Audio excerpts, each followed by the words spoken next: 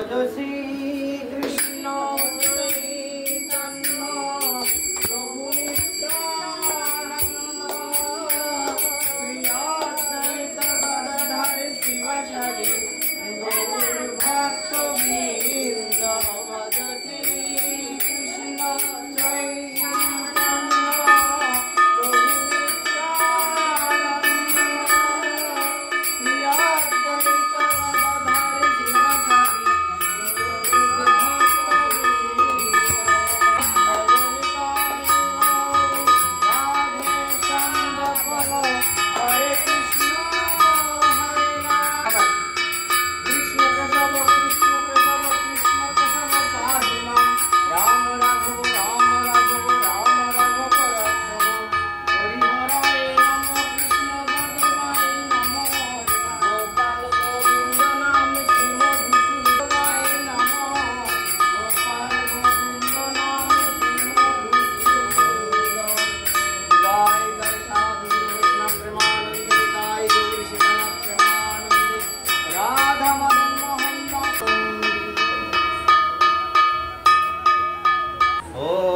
नमो भगवते वासुदेवाय।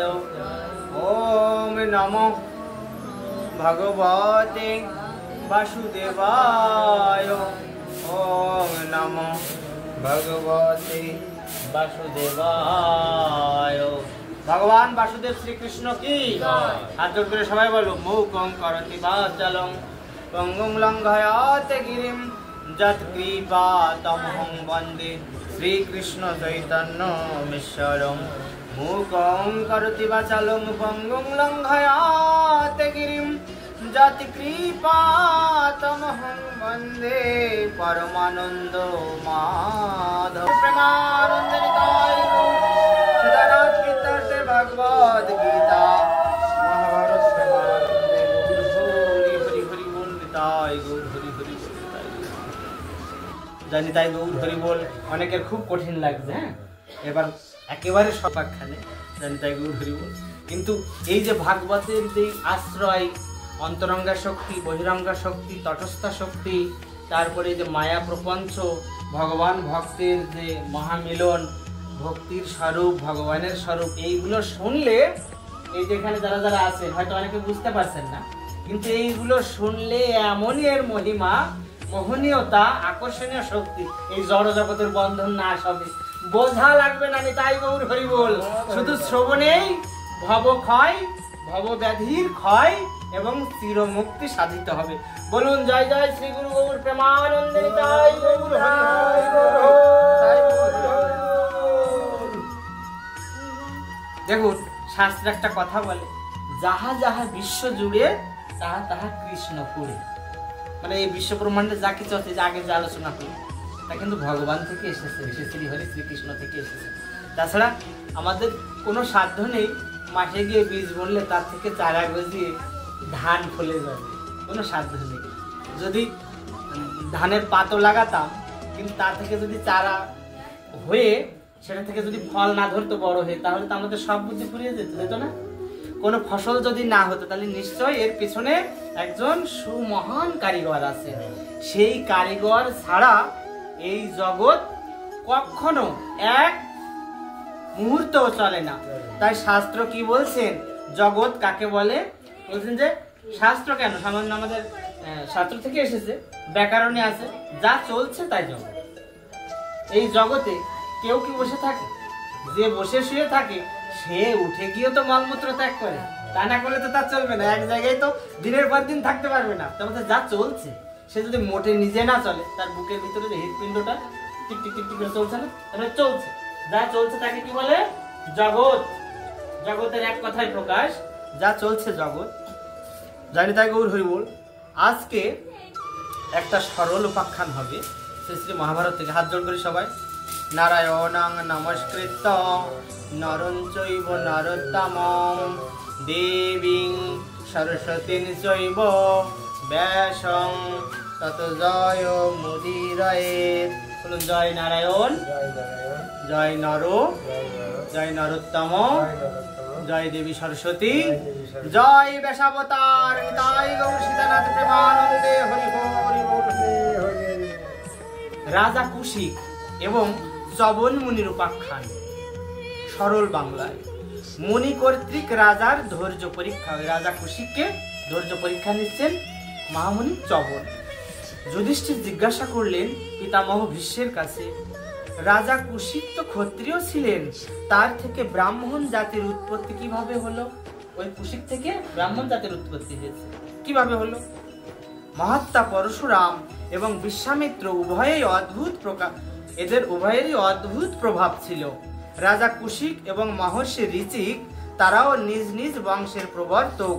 তাদের পুত্র জামদগ্নি এবং গাধিকে লঙ্ঘন করে পৌত্র পরশুরাম এবং বিশ্বামিত্রের মধ্যেই এই বিজাতীয় ভাব দোষ এলো কেন?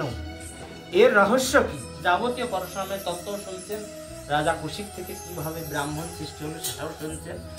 মহামতি ভীষ্ম দাদা মহাশয় যুধিষ্ঠিরকে তখন কি বলছেন যে ভারত, এই ব্যাপারে রাজা কুশিক এবং মহর্ষি চবনের কথোপকথন রূপ প্রাচীন ইতিহাসের উদাহরণ দেওয়া হয়। পূর্বকালে ভৃগুবংশীয় মহর্ষি চবন জেনেছিলেন যে তার বংশে কুশিক বংশের কন্যার সম্বন্ধের মাধ্যমে ক্ষত্রিয়ত্বের মহাদোষ আসবে। সে কথা জেনে তিনি কুশিকের সমস্ত কুল ভস্ম করার সিদ্ধান্ত নিয়েছিলেন এবং রাজা কুশিকের কাছে গিয়ে বললেন, রাজন, আমি তোমার কাছে কিছুদিন থাকতে চাই। একথা শুনে রাজা মহর্ষিকে বসার জন্য আসন দিলেন এবং জল এনে পা ধোয়ালেন। কুশিকের কাছে এসেছেন চবন ঋষি। বিধিবৎ মধুপর্ক দিয়ে হাত জোড় করে বললেন, মুনিবর, আমরা পতি পত্নী উভয়ে আপনারই অধীন, বলুন আমরা আপনার কি সেবা করব? গুরুদেবকে কিন্তু এইভাবে কথা বলতে হয় যে গুরুদেব পাশের গুরুদেব যদি আসে, গুরুদেব বসেন, আমি হাতের কাজ সেরে আসি। এই কথা কিন্তু করা যায় না। গুরুদেবকে কখনো প্রতীক্ষা করতে বলা সম্পূর্ণ অপরাধ। আগে সেই গুরুদেবের যথাযথ মোটামুটি একটু সৎকার করে বসিয়ে তারপর সংসারের কাজ করতে হবে। গুরু করলেই হবে না, জানি তাই গুরু। তাই যখন ওই গুরুর মতন তিনি গুরুই ধরুন, যখন এসেছেন বলছেন যে মুনিবর, আমরা পতি পত্নী স্বামী স্ত্রী উভয়ে আপনারই অধীন, বলুন আমরা আপনার সেবা কিভাবে করতে পারি? রাজ্য, ধন, গোধন এবং যজ্ঞের জন্য যে দান আপনি ইচ্ছা করেন আমরা সব দিতে প্রস্তুত আছি। আমার প্রাসাদ, রাজ্য, রাজ সিংহাসন সবই আপনার। আপনি রাজা, এই পৃথিবী শাসন করুন, আমি আপনার আদেশ পালনকারী সেবক। এই কথা বলছেন মহারাজ কুশিক। রাজার এই কথায় মহর্ষি চবন অত্যন্ত প্রসন্ন হয়ে বললেন, রাজন, আমার রাজ্য, ধন, গাভী, দেশ এবং যজ্ঞের কোনো ইচ্ছা নেই। আমার কথা শুনুন, যদি আপনারা দুজনে একমত হন তাহলে আমি একটি নিয়ম প্রচলন করতে ইচ্ছা করি। সেই নিয়ম পালনকালে আপনারা সতর্ক থেকে নির্ভয়তার সঙ্গে আমার সেবা করবেন। একটি নিয়ম করব। খুব সুন্দর উপাখ্যান। মুনির কথা তখন শুনেছেন রাজ দম্পতি অত্যন্ত আনন্দিত হলেন। তারা বললেন, যথাজ্ঞা, আমরা আপনার সেবা করব। তারপর রাজা কুশিক মহর্ষি চবনকে অত্যন্ত আনন্দের সঙ্গে তাদের রাজমহলে নিয়ে গেলেন এবং একটি সুন্দর ঘর দেখিয়ে বললেন, তপোধন, এখানে শয্যা প্রস্তুত আছে, শোয়ার জায়গা আছে, এখানে থাকুন। আপনি ইচ্ছামতো বিশ্রাম করুন। আমরা যথাসম্ভব আপনাকে প্রসন্ন রাখার চেষ্টা করব, খুশি রাখার চেষ্টা করব। দেখো গুরু সেবা কিভাবে করতে হয়। এইরূপ কথাবার্তায় সূর্যাস্ত হয়ে গেল, সূর্য ডুবে গেল, সন্ধ্যা এসে গেল। মহর্ষি তখন রাজাকে অন্ন জল আনার নির্দেশ দিলেন যে ভাত আর জল এনে দাও, যা আদেশ করেন। একথা বলে রাজা যে খাদ্য প্রস্তুত হয়েছিল তা এনে মুনির সামনে দিলেন। মুনি আহার করে রাজা ও রানীকে বললেন, এবার আমি নিদ্রা যাব, তোমরা আমাকে নিদ্রাকালীন ডেকো না। কথা যখন বলেছেন, তোমরা এখানে বসে আমার পদসেবা করতে থাকো, পা টিপে দাও। গুরুদেব বলছেন। ধর্মাত্মা কুশিক নির্ভয়ে বললেন, আচ্ছা আমরা তাই করব, স্বামী স্ত্রী মিলে আপনার চরণ সেবা করব। রাজাকে সেবা করার নির্দেশ দিয়ে মহর্ষি চবন 21 দিন ধরে একভাবে শুয়ে থাকলেন। তাই 21 দিন আর ওঠে না, কত বেলা হাত পাটে পাল্লায়, ভাবুন তো অবস্থা। তখন এবং রাজা কুশিক এবং তার রানী আহার নিদ্রা ত্যাগ করে একভাবে তার সেবায় ব্যাপৃত থাকলেন, উঠলেন না। মহর্ষির উপাসনাতে তারা অন্তরে অত্যন্ত প্রসন্নতা বোধ করছিলেন। 22 দিনের দিন চবন মুনি নিজেই উঠে পড়লেন এবং রাজাকে কিছু না বলেই মহল থেকে বাইরে চলে গেলেন। কিছুই বলছে না, এই 21 দিন চরণ সেবা করেছে, পাশে থেকেছে। রাজা রানী দুজনেই ক্ষুধা ও পরিশ্রমে দুর্বল হয়ে পড়েছিলেন। 21 দিন কি কম? যদি কেউ বলে যে না না গোসাই কেমন কথা বলছে, 21 দিন কি কেউ না খেয়ে বাঁচে? কিন্তু আগেকার যুগে আমরা তো 2-3 দিন না খেয়ে থাকলেও কিন্তু সে মরবে না, এখন তাই, অন্য কত প্রাণ তাই। অন্যান্য যুগে কত সহ্য ক্ষমতা মানুষের ছিল জানি, তাই গৌর হরি বল। তাই 22 দিনের দিন যখন চবনমণি নিজে উঠে পড়েছেন, কিছু না বলে রাজা রানীর সামনেতে বাইরে চলে গেলেন। রাজা রানী দুজনেই ক্ষুধা ও পরিশ্রম অত্যন্ত দুর্বল হয়েছিলেন, তা সত্ত্বেও তারা মুনিকে অনুসরণ করে বাইরে এলেন। ওই অবস্থায় যেহেতু বললে 21 দিন খায়নি, তবুও মুনি যাচ্ছেন, তাহলে কি করে আদেশ হয়? ওখান থেকে ফিরে এসে আবার আদেশ করবে? পিছন পিছন শ্রী গুরুদেবের সেবার মতো পিছনে পিছনে গেলেন দুজন। কিন্তু সেই মুনি শ্রেষ্ঠ তাদের দিকে ফিরেও তাকালেন না। তাদের চোখের সামনে থেকে মহর্ষি অন্তর্ধান করলেন, অদৃশ্য হয়ে গেলেন এবং রাজা বিষণ্ণ হয়ে মাটিতে বসে পড়লেন।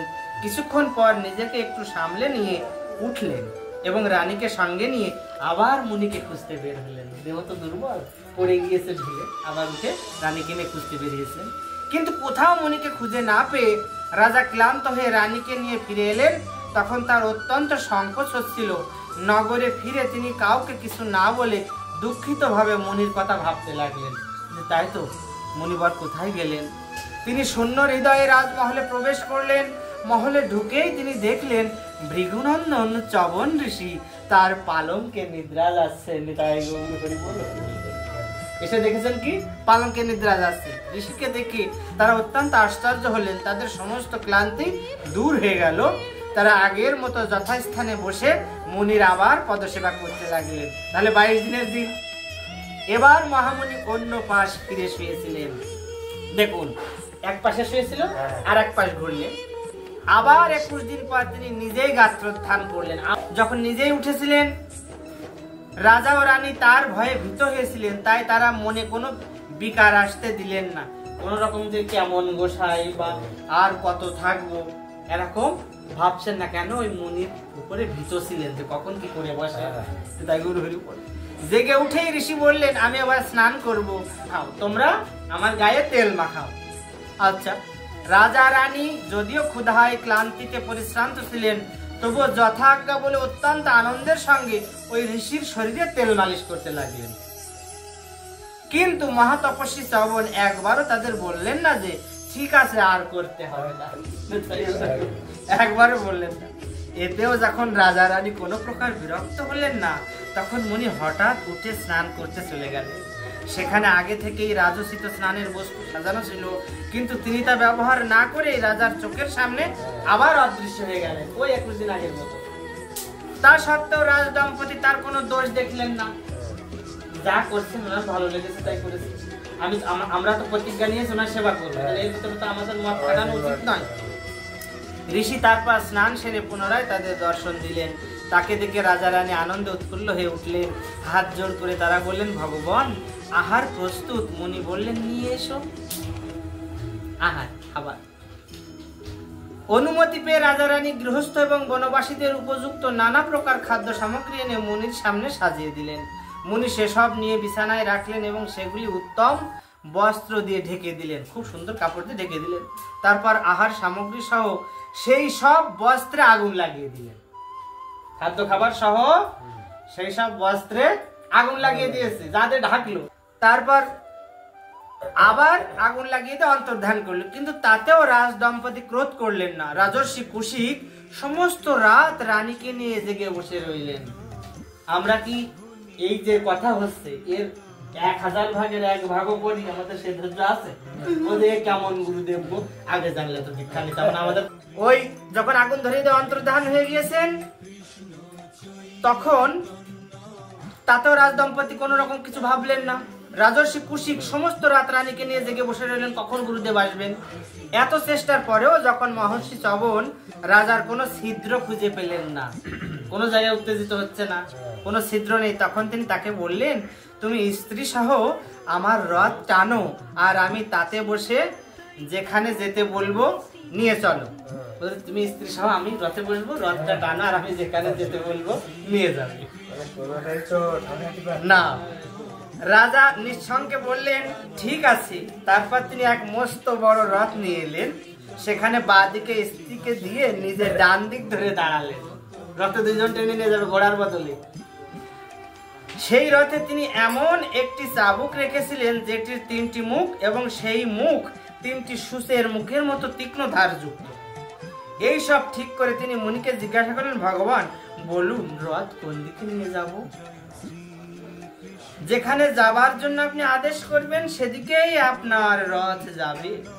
রাজার জিজ্ঞাসার উত্তরে চবন বললেন, তুমি আস্তে আস্তে 1 পা করে চলো, বেশি জোরে যাওয়া যাবে না, 1 পা করে চলো। খেয়াল রেখো।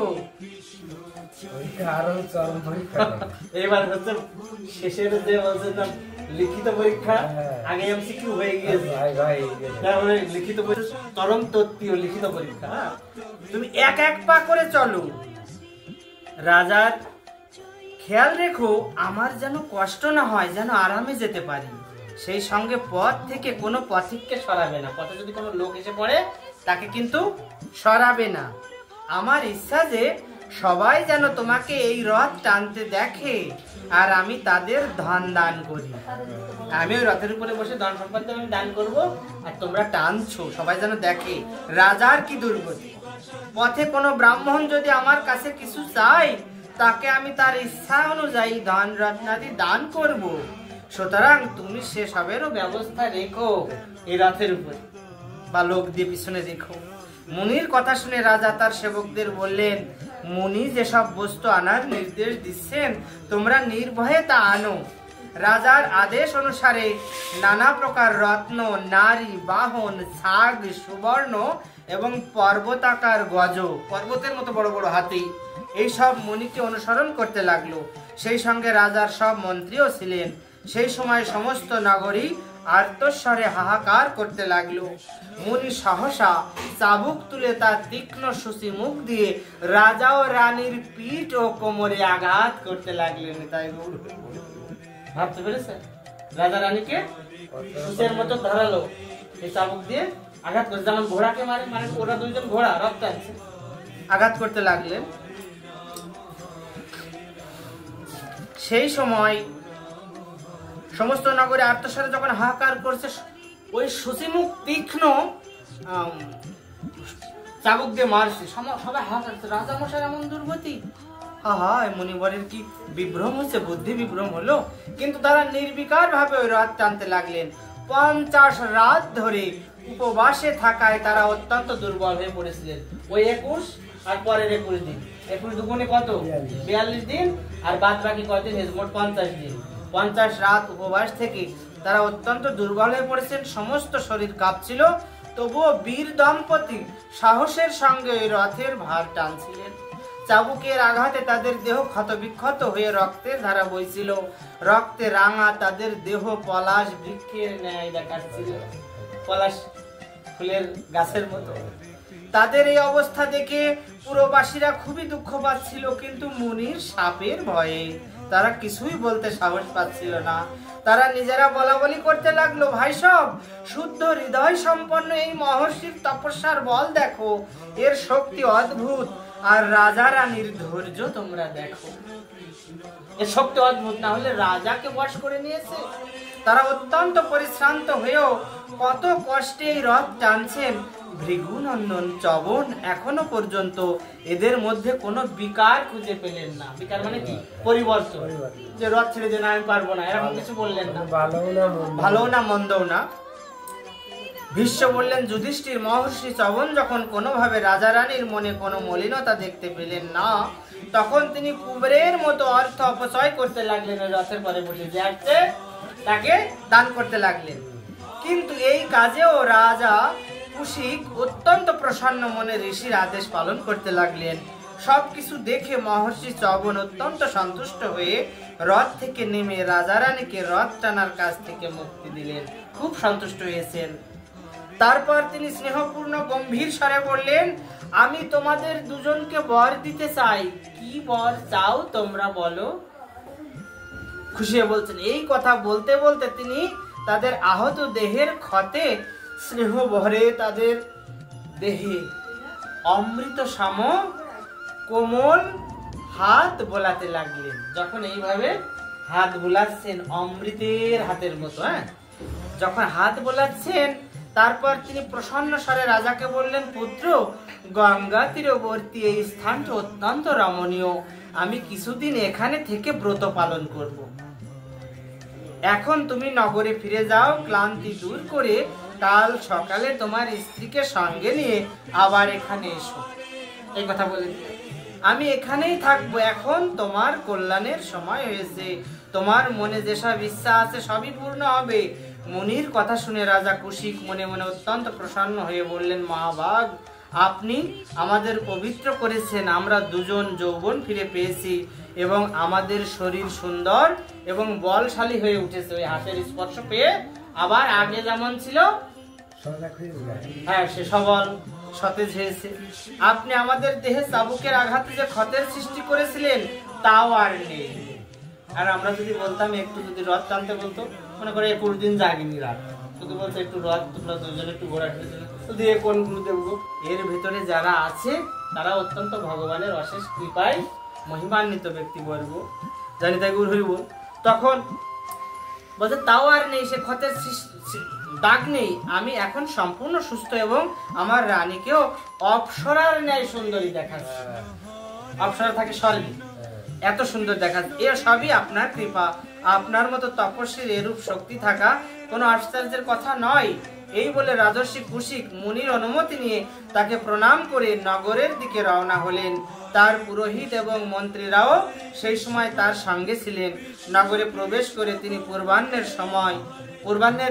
সমস্ত কাজ সম্পন্ন করলেন এবং পত্নীর সঙ্গে, মানে দুপুর পর্যন্ত যেসব কাজ করার প্রয়োজন রাজ্যে তা করলেন এবং পত্নীর সঙ্গে আহার সমাপন করে রাত্রে পালঙ্কে শয়ন করলেন। সেই সময় তাদের দেহ মুনি প্রদত্ত নবীন শোভাযুক্ত হওয়ায় তারা অত্যন্ত প্রসন্ন ছিলেন।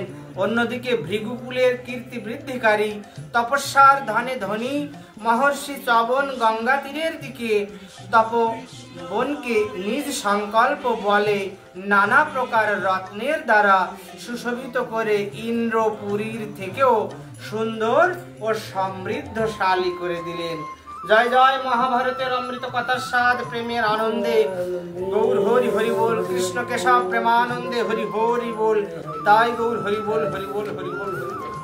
একটু মহাভারত মাহাত্ম্য দিয়ে বিশ্রাম করে দেবো। তাই গৌর হরি বল। গীতার কথা হয়ে গিয়েছে, ভাগবতের ভিতর দিয়ে অনেক আলোচনা, তবুও কটি শ্লোক উচ্চারণ করি। বলুন, অনেক বাহুদর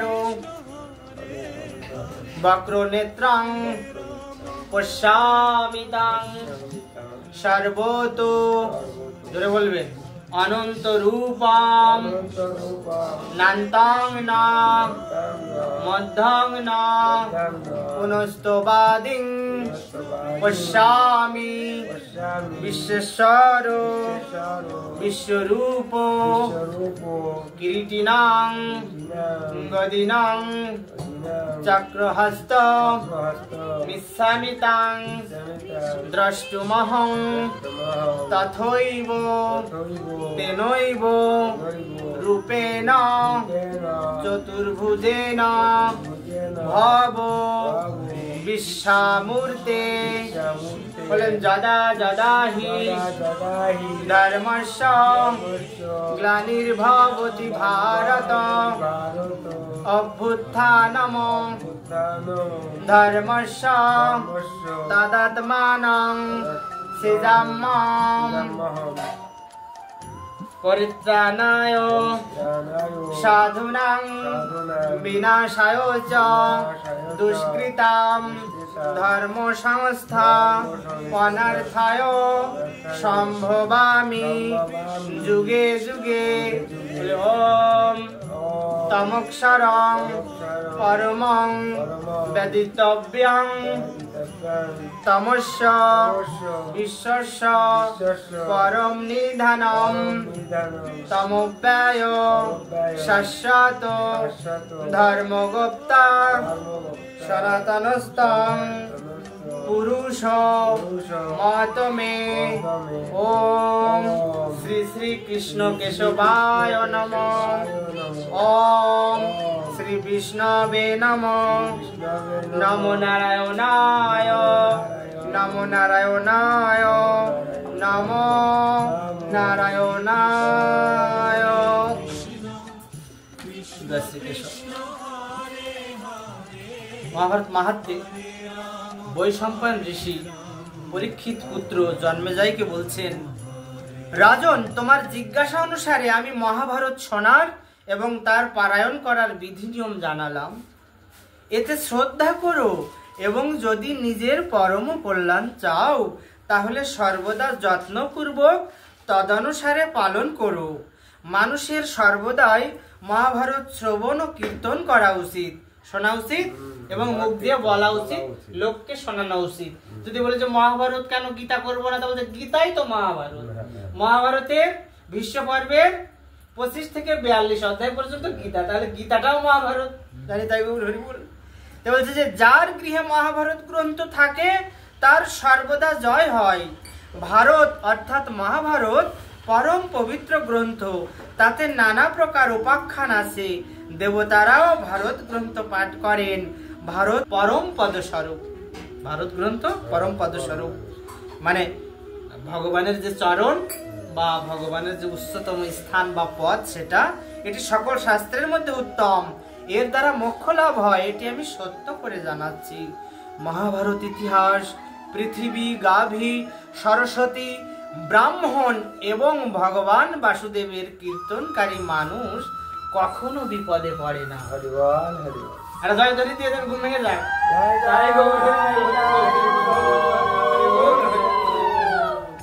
বলছেন যে হরিবল হরিবল, বলছেন কি যে মহাভারত এমনই গ্রন্থ, বলছে মহাভারতের ইতিহাস যদি কেউ আমরা শ্রবণ করি,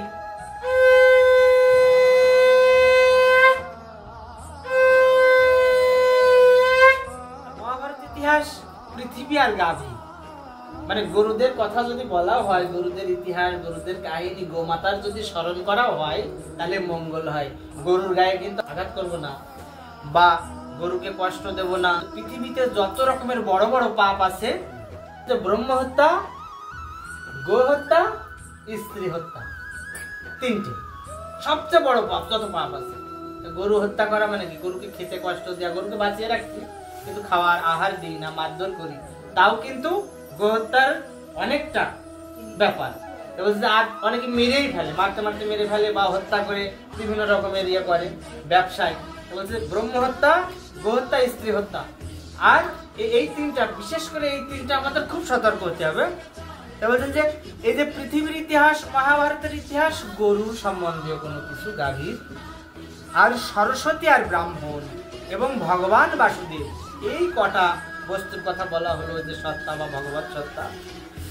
এদের দ্বারা কীর্তন করেন সেই মানুষ কখনো বিপদে পড়ে না। কেউ কেউ বলতে পারে না রাত দিন করতাল বাজিয়ে কীর্তন করে আমার সংসারের বিপদ কাটে, আমার তো বিপদ কাটে না, আমি তো ভগবানের স্মরণ করি। তা বলছে ওই ভগবানের স্মরণ যদি না করতে হয়তো কানা খোড়াও হয়ে থাকতে যায়। তাই কানা খোড়ার হাতের থেকে বেঁচেছো, কারণ প্রারব্ধের যে ভাগ্যের পরিহার বলে, প্রারব্ধ পূর্বজন্মের কর্মের অর্থাৎ ভাগ্যের যে ইতিহাস তাকে বলে প্রারব্ধ। আগের জন্মে হয়তো 200 গরু মেরেছে, মারার পরে আমার এখন কোনো একটা স্বীকৃতি বলে ঘুরপাক খেতে খেতে একটা মনুষ্যের গৃহে জন্ম নিয়েছি বটে, কিন্তু সাঁওতাল বা অন্য ঘরে বা কোনো অশুচি ঘরে, অপবিত্র এর ভিতরে, মানে আমি খারাপের জন্য বলছি না, মানে এমন জায়গায় আমি জন্মেছি সেখানে ভগবানের নাম কাজকর্ম হয় না। সাধুগুরুর কাছ থেকে দীক্ষা নিয়ে আমি নাম করছি, বলতে আমার এই বিপদ কাটছে না কেন? তা বলছো ওই 100 গরুর অপরাধ আগে কাটা। প্রভু যে তোমাকে এত সুন্দর করে রেখেছেন, কানা খোড়া করে রাখেননি, কর্তাল যে বাড়ি দিতে পারছে, এই কত। তা ভগবানের কাছে অনেক বাবা শুকরিয়া, ভগবানের কাছে স্বীকার করো তার কৃতজ্ঞতা। হে প্রভু, তুমি এত অপরাধ করেছি, তা আমাকে অন্ন যোগাচ্ছ আর সংসারে রেখেছো, বিপদ আছে কিন্তু বিপদ কেটে যাচ্ছে। তাই বলছে যে এই নামগুলো যারা করে সেই মানুষ কখনো বিপদে পড়ে না। জন্মেজয় বেদ, রামায়ণ, মহাভারত ইত্যাদির আদি, মধ্য ও অন্তে, গোড়াতে, মাঝখানে এবং শেষে সর্বত্র সব জায়গায় ভগবান নারায়ণেরই যশগান করা হয়েছে।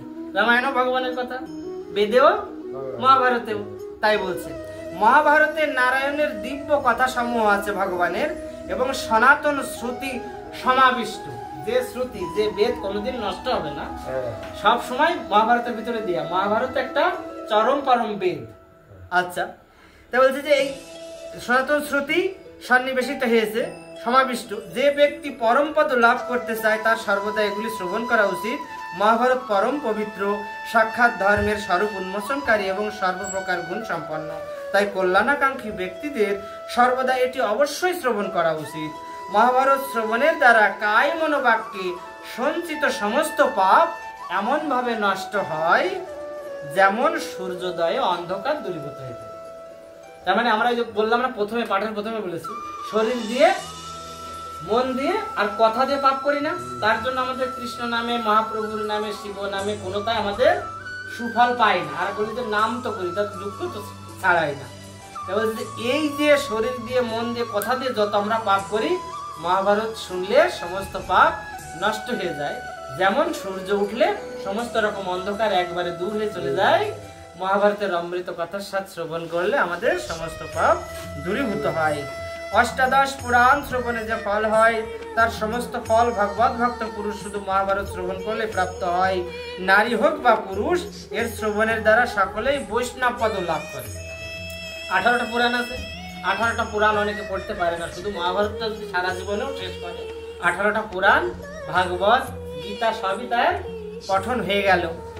তাই বৈষ্ণব পদ লাভ করে শাস্ত্রোক্ত ফল প্রাপ্তির কামনাকারী ব্যক্তির উচিত মহাভারতের শ্রবণের পর, জানি তাই এটা কিন্তু খেয়াল করে শুনবে, মহাভারত শ্রবণের পর যিনি মহাভারতের কথা বলছেন সেই বক্তাকে কি 5টি সোনার সিকি দিতে হবে। 5টি সোনার সিকি। আমরা 200-100 টাকা দিতে গেলে বলতে গুছাই চেয়ে না, গুছাই পেট বলে, কিন্তু বলতে যে সোনার 5টি সিকি দিতে। তারপরে সোনার 5টি সিকি আগে রাজা রাজারা দিতেন, তাদের অভাব ছিল না। তারপরে সোনার 5টি সিকি দিতে যদি না পারো, তাহলে কি একটা কি দিতে হবে, এবং নিজ শক্তি অনুসারে কপিলা যে গরু আছে সেই গাভীর শিং সোনা দিয়ে মুড়ে কাপড় দিয়ে বস্ত্রাচ্ছাদিত করে গরুর বাছুর সমেত, গোবাচ্ছ সমেত ওই বক্তাকে দান করতে হবে। বলছে এটাও আমি পারি, এর দ্বারা শ্রোতা কল্যাণ লাভ করে। বলছে এ যদি নাও পারে, এতদ ব্যতীত বক্তার জন্য 2 হাতে বালা দিতে হবে। যদি এগুলো নাও পারে 2 হাতে 2টো বালা দিতে, 4 আনা দিতে হবে, বলি যাই হোক। আচ্ছা, বালা দিতে হবে, কানের কুণ্ডল দিতে হবে, মানে কানের তা পড়তে হবে পুরুষেরা, এবং ধন প্রদান করা উচিত। রাজন, বক্তাকে ভূমিদান করা অবশ্য কর্তব্য, জমিদান করতে হবে। তিনি বললেন মহাভারত পারায়ণের কথা বলতে, আমি হঠাৎ এসে বলতে আমাকে দিতে হবে না, মানে যে 7 দিন ধরে বা 15 দিন ধরে 1 মাস ধরে মহাভারত শেষ করবে তাকে দিও, আমাকে দিও না, অন্য গোসাইকে দিও। তা বলছে যে এই যে বক্তাকে ভূমিদান করা অবশ্য কর্তব্য, কারণ ভূমিদানের সমান আর কোনো দান নেই। জমিদান করলে তার উপরে আর কোনো দান হয় না এবং হবেও না। যে ব্যক্তি সর্বদা মহাভারত শুনতে থাকে, নিজে শুনবে এবং অন্যকে শোনাতে থাকে, পড়ে পড়ে শোনাবে, পাঠ করে, সে সর্বপাপ মুক্ত হয়ে বৈষ্ণব পদ লাভ করে। শুধু তাই নয়, সে নিজের 11 পূর্বপুরুষ এবং স্ত্রী পুত্রকে উদ্ধার করে। মানে আমার উপরে 11টা পুরুষ, আমার বাবা, তার বাবা, তার বাবা, 11টা পুরুষ, আর আমি দিয়ে কটা হলো 12, আমার স্ত্রী 13, সন্তান দিয়ে 14, মানে 14 পুরুষ না হলেও মানে 14টা পর্ব, উপরে 11টা পুরুষ আর নিচের কটাতে 14টা পর্ব। তা এই উদ্ধার করবে এমনই ক্ষমতা মহাভারত পাঠ এবং শ্রবণে। তাই মহাভারত শোনার পর তার 10 ভাগের 1 ভাগ হোম করাও প্রয়োজন। আমি এইভাবে তোমার কাছে সবকিছু বিস্তারিত ভাবে বর্ণনা করলাম। জয় জয় মহাভারতের অমৃতত্ব প্রেমানন্দে, কৃষ্ণ কেশব প্রেমানন্দে, শ্রীমান মহাপ্রভু প্রেমানন্দে। গৌর হরি হরি হরি বল, নিতাই গৌর হরি হরি বল, নিতাই গৌর হরি হরি বল, নিতাই গৌর হরি হরি। জয় জয় রাধে কৃষ্ণ।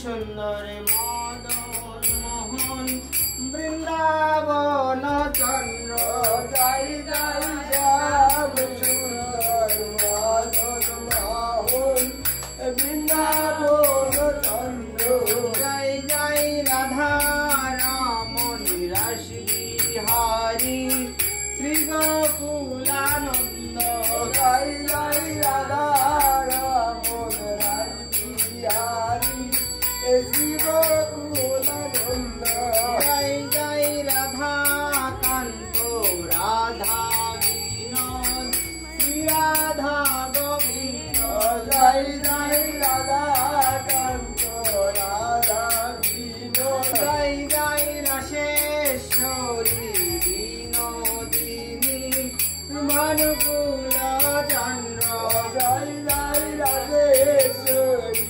বিনোদিনী মনুকুল চন্দ্র জয় জয় ললিতা বিশাখায়াদি যত সখী বৃন্দ জয় জয় ললিতা বিশাখায়াদি যত সখী বৃন্দ জয় জয় শ্রীরূপ মঞ্জরিয়াদি মঞ্জরিয়ানন্দ জয় জয় শ্রীরূপ মঞ্জরিয়াদি মঞ্জরিয়ানন্দ জয় জয় পূর্ণমাসী কুন্দলতা জয় বীরাবিন্দ জয় জয় পূর্ণমাসী কুন্দলতা জয় বীরাবিন্দ তোমরা সবে মিলে করো দয়া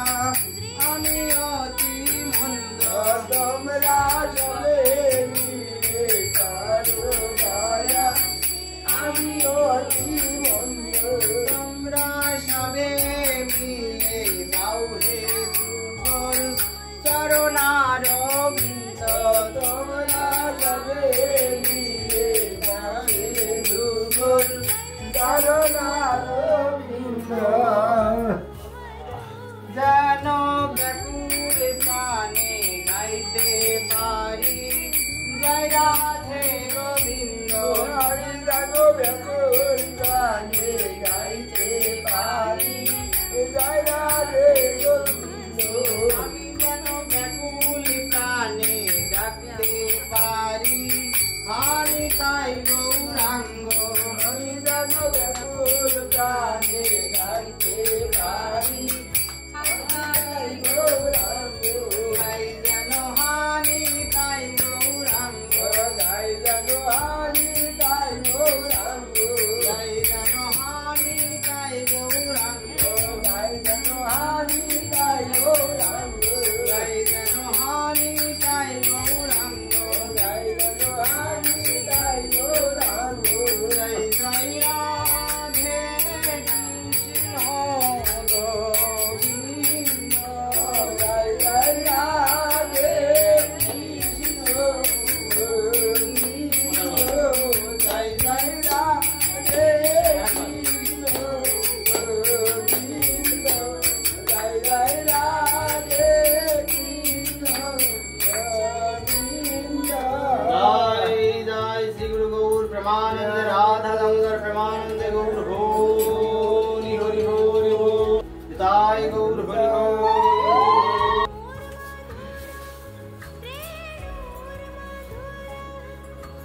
হরে কৃষ্ণ কৃষ্ণ হরে হরে হরে রাম হরে রাম রাম হরে হরে কৃষ্ণ কৃষ্ণ কৃষ্ণ হরে হরে হরে রাম